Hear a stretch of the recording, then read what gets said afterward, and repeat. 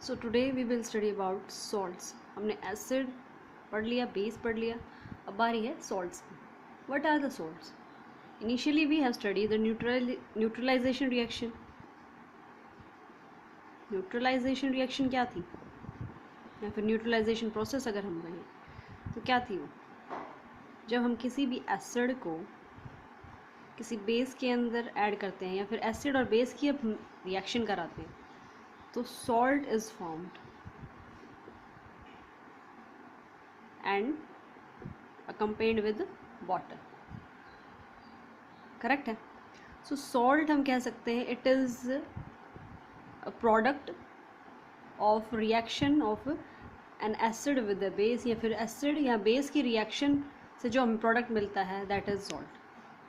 So salt is basically a neutral compound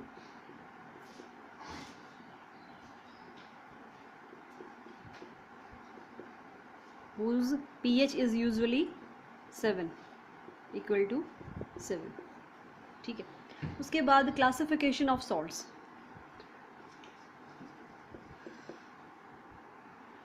now the classification of salts. So classify हम किस basis पे कर रहे हैं सॉल्ट्स को? उसकी pH के बेसिस पे। हमने कहा तो था कि जो सॉल्ट्स हैं उनकी pH होती है 7, that is they are neutral.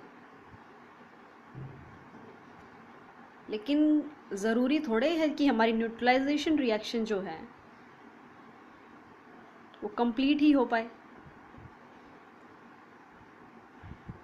जब हमारी न्यूट्रलाइजेशन रिएक्शन इनकम्प्लीट रह जाती है,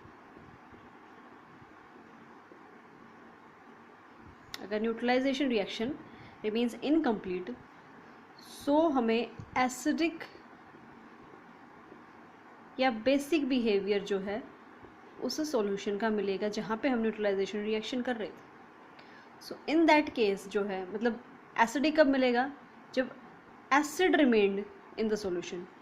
बेस तो कंज्यूम हो गया सॉल्ट की फॉर्मेशन में, दोनों हम क्या हैं देख, acid plus base gives salt plus water. Correct है। लेकिन कब? जब दोनों कंप्लीटली कंज्यूम हो जाएं और सॉल्ट और वाटर की फॉर्मेशन हो जाए। अब एसिड और बेस जो है रिएक्ट करके सॉल्ट प्लस वाटर तो बनाएंगे, डेफिनेट है। लेकिन अगर इसमें से एसिड पूरा का पूरा कंज्यूम हो जाए, फिनिश हो जाए, और सॉल्यूशन में सॉल्ट हमने ज़्यादा डाल दिया था वो रह जाए, ये तो ख़त्म हो गया, ये रह गया, तो हमारा जो सॉल्ट बनेगा वो शो होगा basic in nature, that will show basic nature, क्योंकि base is present air.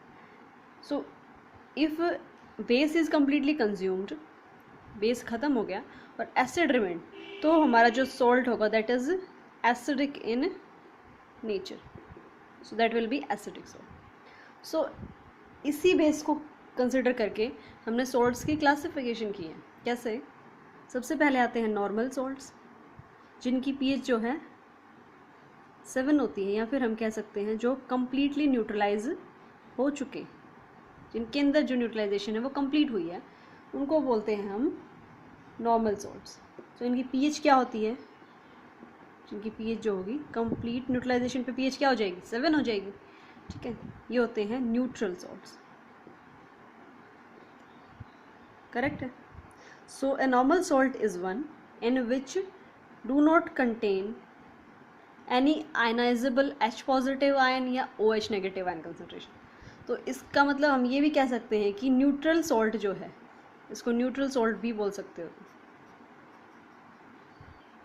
So neutral salt जो है वो क्या होता है? जिसकी pH 7 हो, या फिर हम कह सकते हैं जिसके अंदर कोई भी H पॉजिटिव आयन या फिर OH नेगेटिव आयन हमें ना मिले उस सॉल्यूशन के अंदर, तो हम उसको सॉल्ट को क्या बोलेंगे? Neutral salt. एग्जाम्पल अगर हम देखें तो NaCl जो है ये एक नॉर्मल सॉल्ट है। ठीक है। ऑल्सो जो सॉल्ट हैं जब हम उन्हें डिज़ोल्व करते हैं पानी के अंदर, they dissociate into their respective cation and anion, मतलब वो क्या हो जाते हैं? आयनाइज हो जाते हैं, as like acids and base as well. ठीक है। सो salts also ionize when dissolved in water to give their respective ions, that is cation and anion. cation किसे बोलते हैं? Containing positive charged species is called cation and negatively charged species is called anion. Clear है? So उसके बाद आते हैं basic salts. So basic salts as the name suggest वो basic होंगे नेचर में. और बेसिक कब होंगे? जब न्यूट्रलाइजेशन जो है कंप्लीट नहीं हो. जो इनकम्प्लीट अगर न्यूट्रलाइजेशन है, न्यूट्रलाइजेशन प्रोसेस जो है वो हमारी इनकम्प्लीट रह गई, सो हमारा बेसिक सॉल्ट जो है वो बनेगा. So a basic salt still contains some replaceable hydroxyl ions. तो इसके अंदर क्या होगा? कुछ रिप्लेसेबल हाइड्रोक्सिल आयन प्रेजेंट होंगे, जिसके कारण ये कैसा बिहेवियर शो करेगा? बेसिक बिहेवियर शो करेगा. सो अब एग्जाम्पल के तौर पे अगर देखें, एग्जाम्पल से हम क्लियर हो जाएगा हमें. जैसे कि कैल्शियम OH Cl हमारा कोई सोल्ट, ये सोल्ट तो है लेकिन इसके अंदर एक रिप्लेसेबल OH भी प्रेजेंट है. ठीक है, क्योंकि इसकी जो रिएक्शन है वो कंप्लीट नहीं हो पाई, न्यूट्रलाइजेशन जो रिएक्शन है वो कंप्लीट नहीं हो पाई, जिसके कारण यहाँ पे इसके अंदर एक OH नेगेटिव आयन ट्रैप हो गया है इस सॉल्ट के अंदर. वैसे तो हमारा सॉल्ट क्या होता है? CaCl2. कंप्लीट अगर न्यूट्रलाइजेशन हो जाती है तो ये बनता, लेकिन हमारा सॉल्ट बना क्या है? ये. इसके अंदर जो एक OH नेगेटिव आयन था वो ट्रैप हो गया, तो हमारा सॉल्ट जो है इसके पास क्या है? एक replaceable OH negative ion. So it is basic salt. मतलब it will show basic nature, क्योंकि बेसिक नेचर कौन शो करते हैं? जिनके पास एक रिप्लेसेबल OH नेगेटिव आयन हो. तो वो हम जो वो स्पीशीज़ हैं, वो कंपाउंड हैं, उन्हें हम बेस बोलते हैं. उसके बाद आते हैं हमारे एसिडिक सॉल्ट्स.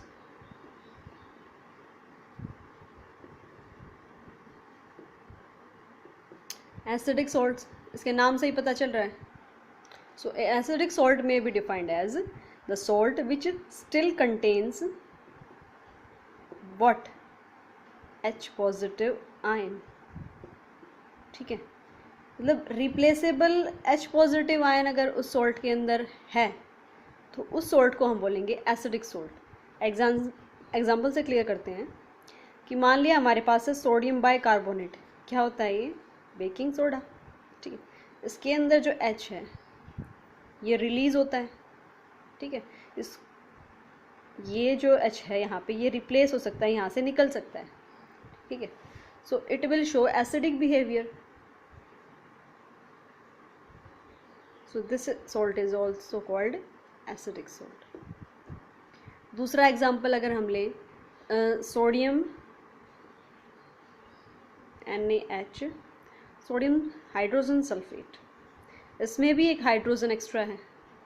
वैसे सॉल्ट क्या बनना था? सोडियम सल्फेट Na2SO4, ये सॉल्ट बनना था, लेकिन हमारी जो रिएक्शन थी वो कंप्लीट नहीं हो पाई, जिस वजह से जो है हमारा सॉल्ट बना ये. किसी वजह से रिएक्शन रिमेन्ड अनकम्प्लीट, जिसकी वजह से ये सॉल्ट हमारा बना. सॉल्ट तो है ये, लेकिन it will show somehow acidic behavior due to presence of this H, that hydrogen ion. इसलिए इस salt को हम क्या बोलेंगे? Acidic salt. So salts are of basically on the pH basis: neutral salt, basic salt and acidic salt. So fourth type आती है हमारी double salt.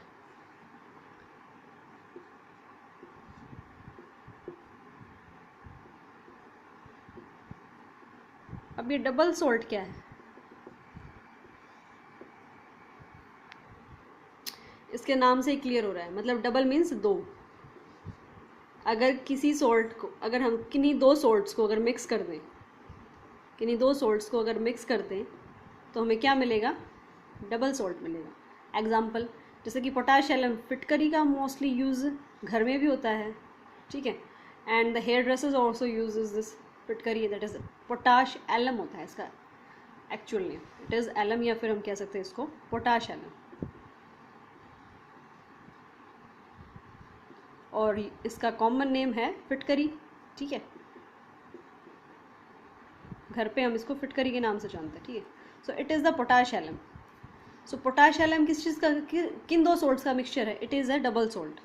ये एग्जाम्पल है किसका? डबल सोल्ट का एग्जाम्पल। इसके अंदर किन दो सोल्ट्स को हमने मिक्स किया है? एक तो इसके नाम से ही पता चला, पोटाश और एलम। पोटाश मतलब पोटाशियम का कोई सोल्ट होगा, एलम मतलब एल्यूमिनियम का कोई सोल्ट होगा, ठीक है। सो कुछ चीज़ें उनके नाम से ही हम जनरलाइज कर सकते हैं कि उसके अंदर क्या क्या हो सकता है, ठीक है। सो पोटाशियम का सोल्ट है एक और एल्यूमिनियम का सोल्ट है, उन दोनों को हमने मिक्स किया तो क्या बना? पोटाशियम और aluminium salt, that is potash alum, ठीक है। कौन कौन से सोल्ट को हमने मिक्स किया? पोटाशियम सोल्ट क्या लिया हमने? That is potassium sulphate. जब हमने potassium sulphate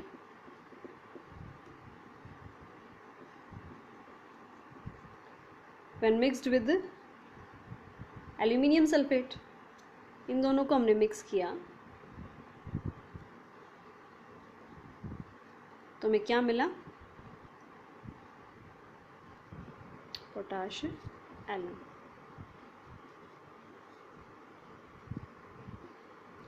so double salt are nothing when two salts are mixed with each other. अगर हम किन्हीं दो सोल्ट्स को मिक्स कर दें और तो हमें एक बड़ा सा सोल्ट मिलेगा, ठीक है, उन दोनों सोल्ट्स का मिक्सचर हमें मिलेगा, उसको हम बोलेंगे double salt. That is potassium alum is the potash alum is the common example for this type of salt, ठीक है। सो यहाँ तक हमने पढ़ा टाइप्स ऑफ सॉल्ट्स, सॉल्ट्स की classification. Now the preparation of salts.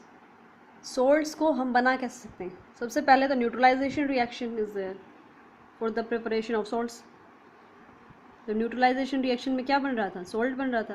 लेकिन कुछ रिएक्शंस और हमने पढ़ी थी न्यूट्रलाइजेशन प्रोसेस में, क्या बन रहा था? Salt is formed.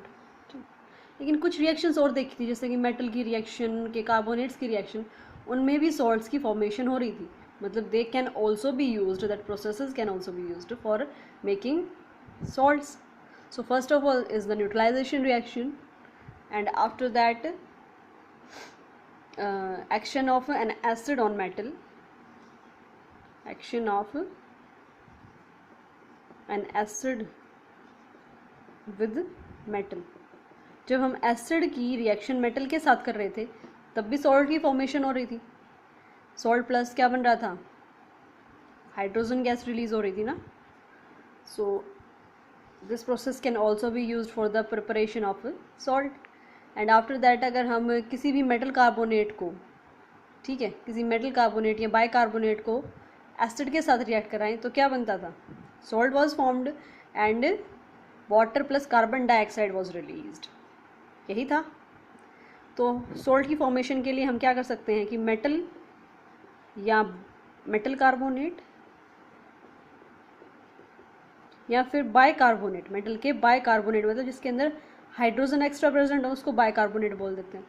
So metal के कार्बोनेट या बाइकार्बोनेट की रिएक्शन विद एसिड अगर कराएं तो भी हमें सॉल्ट मिलता है। So this method can also be applicable for the preparation of salts. या फिर हम कह सकते हैं किसी भी मेटल या नॉन मेटल की रिएक्शन, अगर हम किसी भी मेटल को, metal oxide and non metal oxide को, मेटल ऑक्साइड और नॉन मेटल ऑक्साइड को अगर रिएक्ट कराएं